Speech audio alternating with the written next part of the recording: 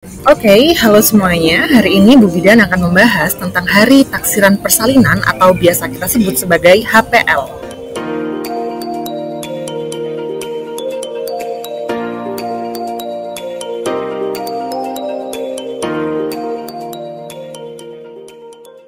Perkenalkan, nama saya Bu Bidan Dian. Saya adalah seorang bidan klinis dan juga dosen dan juga seorang peneliti di bidang kedokteran. Hari ini saya akan membahas tentang Hari Taksiran Persalinan atau biasa kita sebut sebagai HPL.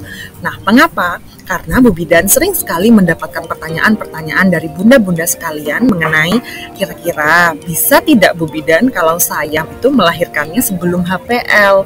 Nah, jadi di sini Bu Bidan akan membahas dulu HPL itu apa dan kenapa bunda-bunda tidak perlu panik saat mendekati hari taksiran persalinan tapi masih belum ada kontraksi, begitu ya. Oke, sekarang akan kita bahas dulu apa itu hari taksiran persalinan. Jadi, hari taksiran persalinan atau HPL adalah hari taksiran yang dihitung berdasarkan hari pertama menstruasi terakhir atau kita sebut sebagai HPHT, dan perhitungan HPL ini adalah 40 minggu. Oke, kemudian ya yang berikutnya, kegunaan HPL ini apa sih kira-kira? Jadi bayi itu siap dilahirkan pada usia 38 minggu sebenarnya. Namun rata-rata panjang kehamilan itu sampai dengan 40 minggu. Oleh karena itu dibuatlah HPL ini atau hari taksiran persalinan ini adalah pas di 40 minggu. Namun yang perlu menjadi perhatian di sini bahwa HPL ini bisa maju 2 minggu dan bisa mundur 2 minggu. Jadi akhirnya taksiran persalinan ini adalah pada minggu ke-38 hingga minggu ke-42. Nah, sekarang akan Bu Bida jelaskan lebih lanjut mengapa sih harus dibuat HPL kira-kira. Nah, jadi HPL itu kenapa kok dibuat? Karena ukuran bayi pada 38 minggu itu sudah cukup besar, sudah cukup viabel atau sudah cukup mampu untuk hidup di luar kandungan dan sudah bisa bernafas dengan baik, organ-organnya berfungsi dengan baik. Selain itu, plasenta. Jadi kalau misalnya bunda-bunda mungkin familiar dengan kata-kata ari-ari atau biasa kita sebut sebagai temannya bayi begitu kadang-kadang. Nah, jadi plasenta ini sudah mulai menua. Dibuatnya memang di awal-awal kehamilan dan plasenta ini bisa berfungsi dengan baik pada minggu ke-16 atau bulan ke-4. Nah, namun plasenta ini fungsinya akan berakhir pada minggu ke-40 ke atas. Jadi ini sudah mulai menua, sudah mulai ada pengapuran. Oleh karena itu, bayi-bayi itu sudah direkomendasikan untuk dilahirkan sebelum 42 minggu, begitu ya. Kemudian, apakah HPL ini bisa kita majukan, Bu Bidan? Bisa nggak kalau saya makan nanas kemudian HPL kemudian saya kontraksi? Nah, sebaiknya ini tidak perlu dilakukan ya bunda-bunda. Mengapa? Karena pada saat bayi sudah siap, dia sudah siap untuk dilahirkan, dia akan mengirimkan sinyal ke ibunya, dia akan miss call ke ibunya, kemudian dia mengeluarkan beberapa hormon. Akhirnya tubuh ibu akan merespon hormon itu atau miss call tadi itu, dan akhirnya tubuh ibu akan membuat kontraksi di sana. Jadi kalau misalnya saya makan nanas, Bu Bidan, kira-kira bisa kontraksi enggak? Kalau misalnya saya minum Sprite, bisa kontraksi tidak? Tidak, sebenarnya dari riset-riset yang terakhir itu membuktikan bahwa tidak ada pengaruh ke arah sana ya bunda-bunda.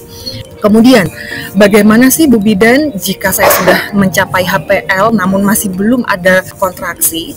Nah, jika pada usia 40 minggu, pada usia kehamilan 40 minggu belum ada tanda-tanda kontraksi dari kehamilan ini, maka bunda harus datang ke bidan, harus bilang ke Bu Bidan bahwa Bu Bidan, saya sudah 40 minggu tapi masih belum ada kontraksi. Nah, nanti Bu Bidan ini akan berkoordinasi dengan dokter spesialis untuk mengawasi. Nah, apa saja sih yang diawasi sama Bu Bidan dan Pak dokternya kira-kira? Nah, yang pertama adalah pemantauan keadaan ibu. Tekanan darahnya bagaimana, kemudian keadaan umum ibunya bagaimana. Yang kedua yaitu keadaan bayi. Apa saja keadaan bayi ini? Gerak janinnya itu bagaimana? Denyut jantung janinnya itu itu bagaimana, keadaan air ketubannya itu bagaimana. Nah, kemudian juga akan dipantau keadaan dari plasenta. Apakah plasentanya ini sudah mengapur atau belum? Nah, hal-hal semacam itu. Jadi itulah mengapa bunda-bunda jangan takut, harus segera ke Bu Bidan dan untuk lapor, itu saja. Nah, kapan lapornya? Jangan lupa di 40 minggu, begitu ya. Nanti biasanya Bu Bidan dan Pak Dokter akan melakukan pengawasan ini sampai dengan minggu ke-42. Jika ini tetap sehat sampai dengan minggu ke-42 dan tetap tidak ada kontraksi, maka setelah itu biasanya dokter nanti, ini sudah bukan kewenangan Bu Bidan ya, tapi nanti biasanya sudah mulai Pak Dokternya nanti akan memberikan instruksi, coba sih kita induksi. Nah, induksi itu apa? Induksi itu adalah pemberian hormon atau semacam, bisa kita bilang obat lah ya, itu melalui infus untuk merangsang kontraksi sebenarnya. Nah, dari sana apakah pemberiannya satu kali? Tidak, pemberiannya itu beberapa kali dan dosisnya itu dari dosis yang paling rendah kemudian ditingkatkan sedikit demi sedikit dengan harapan kontraksinya akan timbul dengan sendirinya. Nah, jika itu sudah dilakukan beberapa kali dan kemudian tidak berhasil, baru kemudian Pak Dokter akan mempertimbangkan dan berdiskusi dengan bunda-bunda semua tentang opsi yang terakhir atau tentang pilihan yang terakhir, itu tentang SC atau persalinan dengan seksio cesarean. Namun ini adalah pilihan terakhir.